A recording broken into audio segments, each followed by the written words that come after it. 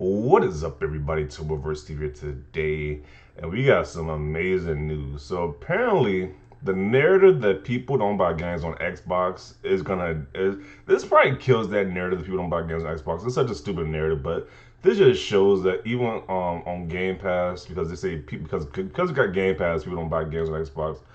This shows you that games, even when they arrive on Game Pass, the Xbox gamers support their games. They actually support these games a lot.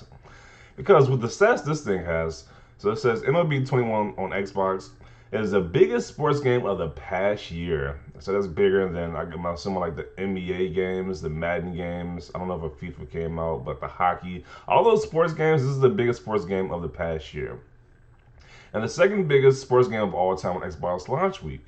Number one paid game on Xbox in April, so people just going out to buy this game a lot.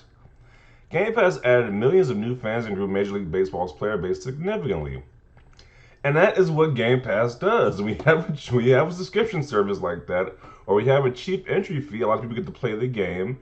They see that they like it, and they actually support the game. That's like the same thing for when Xbox decided to add the Halo the Master Chief Collection of the PC. They realized they got a huge install base into the Halo franchise. People they got a huge install base. So it's like more people are playing the Halo franchise. More people are going to support the games now.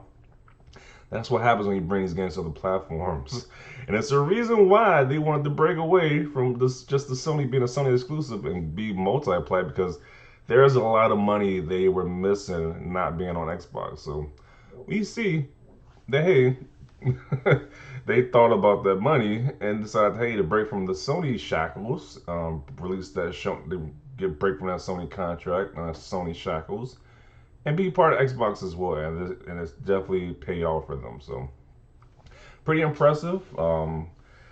Definitely breaks that narrative that nobody buys games if the game's on Game Pass. That Xbox gamers are cheap, when it's like almost every game that came out on Xbox, like the major AAA games, people have supported, especially like digital. I think more Xbox games are probably more into buying games digital now at this point. Because I buy a lot of my games digital on Xbox, especially the brand new releases. So yeah, let's read some of these comments because uh, yeah, I just want to see what people are saying about this. So a lot of narratives are being broken right here. Not really any game that launches on a new console with added user base equals more users, lol. Also, is the biggest new game on Xbox available for the month of April. I believe PS5 sold more copies according to NPD for the month of April, and also not shocking, no surprises here. Why don't people understand if someone likes a game on Game Pass, then they are going to buy it to own it? Facts. It's like, I don't know why people don't think that. Like, if you rent a game, if you actually like the game, you're not going to want to keep the game. People don't understand that. I don't get why they don't understand that. Like, if I like a game on Game Pass, I'm more than likely going to buy the game, unless I just think the game is trash.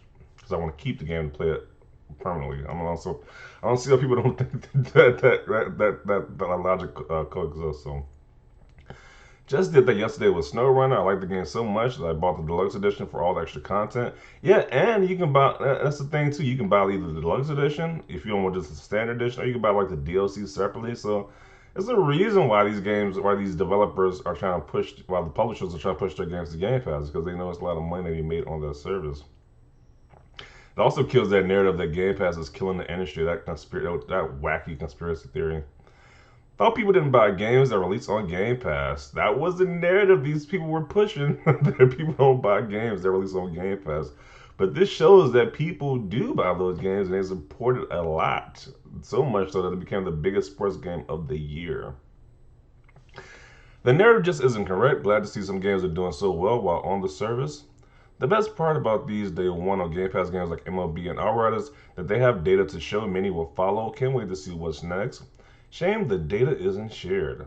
While knowing what number something reaches in the charts is okay, it does lose a lot of its meaning without actual numbers for context. PlayStation might be considering when they put their games into PS Now after that. This doesn't mean anything. Of course, there will be an increase in subscriber count if the game is given for free. Game Pass is not free. Once again, the cost of getting a game to the service must be covered with these sales. There is no data from Microsoft regarding that. LOL proof, words are words, pony and denial mode I see. They want Game Pass to feel so bad. They want Game Pass to be like this is a huge travesty for the gaming industry. When it's not being that. It's being like a successful engine for the industry at this point. So number one paid game, in spite of being on Game Pass, strong case for other publishers looking at the Game Pass route. Yeah, that means more. That means more day and date games. As soon as they launch, it's probably gonna be on Game Pass. They're seeing the success of this game, so they're probably looking at the success of this game, and saying like, "Hey, we do the same thing." It helps that Game Pass means getting a lump sum, so even if sales went down, not like the publisher loses money. Did they release the player count and actual numbers? It'd be interesting to see those. Nope, the publisher is the one who releases stuff like that. It's funny all these people who say launching on Game Pass gets the developers less income. Where is the proof to disprove that? LOL. No numbers, no proof. Yeah, they got no proof that Game Pass is hurting these games numbers when they first launch. The game is basically just a huge advertisement for the sport of baseball. It's totally in MLB interest to get this in front of as many eyes as possible. And I would argue that means putting the show on Game Pass every year. They might be doing that. It might be an annual thing they do. It's nice to know it was April's best-selling game, but that's how much games sold. How many players on Game Pass in the first week or month was that revealed? But Game Pass means no one buys games, right? That was such a stupid narrative. Xbox has games. I love to see the narratives get broken. I think some people only get paid for the game to break this stupid narrative. Wait, what do you say? I think some people only pay for this game to break the stupid narrative. Xbox players don't buy games. I've been told I don't buy games because I'm on Xbox with my 200 plus library for proof.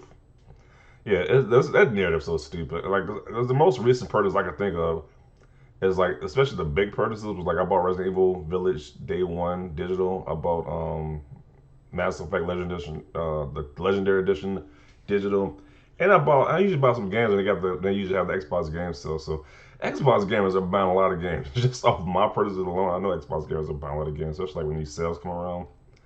So that narrative is always just dumb. Glad to see Game Pass helps game sales. A lot of people keep saying Game Pass subscribers don't buy games. I bought some microtransactions because I enjoyed the game, and you got microtransactions as well, which help with the gaming industry. So yeah, this like narratives are definitely being broken with this one.